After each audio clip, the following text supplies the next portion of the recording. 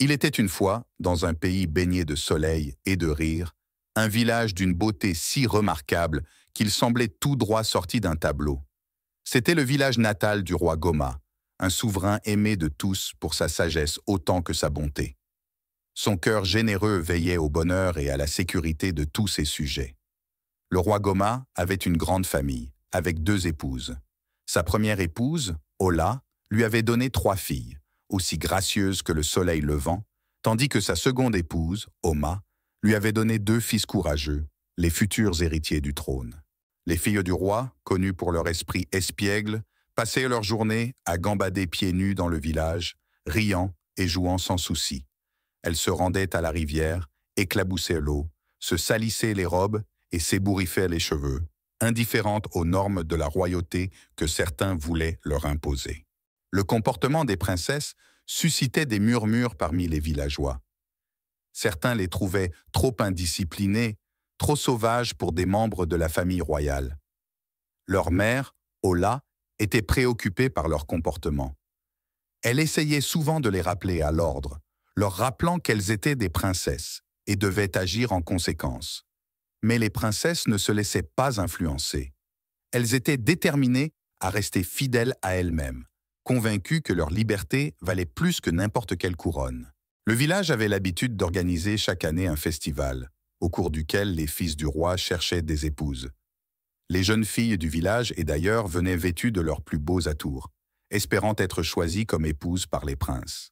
Pourtant, lorsque des prétendants riches et puissants se présentaient pour demander la main des princesses, celles-ci les repoussaient avec dédain, cherchant un amour véritable plutôt que la richesse matérielle. Alors que les frères des princesses trouvaient des épouses lors du festival, les princesses elles-mêmes restaient célibataires, défiant ainsi les attentes de la société. Les villageois se demandaient ce que l'avenir réservait à ces princesses rebelles, mais celles-ci ne se laissaient pas démonter. Elles croyaient en un amour authentique, un amour qui les accepterait telles qu'elles étaient. Avec le temps, les princesses grandirent et devinrent de jeunes femmes réfléchies, observant le bonheur de leurs frères mariés et commençant à envisager elles-mêmes l'idée de l'amour. Elles réalisèrent qu'elles étaient prêtes à ouvrir leur cœur, mais seulement à ceux qui les comprendraient vraiment. Un soir, sous un ciel étoilé, elles se présentèrent à leur père, le roi Goma, avec une requête surprenante. Elles demandèrent à organiser leur propre festival, où les hommes devraient prouver leur qualité et découvrir leur vrai nom pour gagner leur cœur. Le roi, comprenant la sincérité de leurs désirs, accepta leur demande, et le village fut en effervescence à l'idée de ce nouveau festival. Le jour du festival arriva, et les prétendants se présentèrent, prêts à relever le défi lancé par les princesses. Celles-ci déclarèrent que pour gagner leur cœur, les hommes devaient deviner leur vrai nom, une tâche apparemment impossible pour beaucoup. Pendant que les prétendants se creusaient la tête pour résoudre l'énigme, un homme du village, nommé Okon, décida de relever le défi.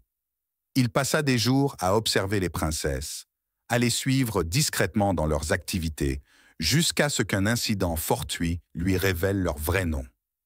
Rempli d'une nouvelle détermination, Okon se présenta devant la foule et annonça les noms des princesses, gagnant ainsi leur cœur et l'admiration de tout le village.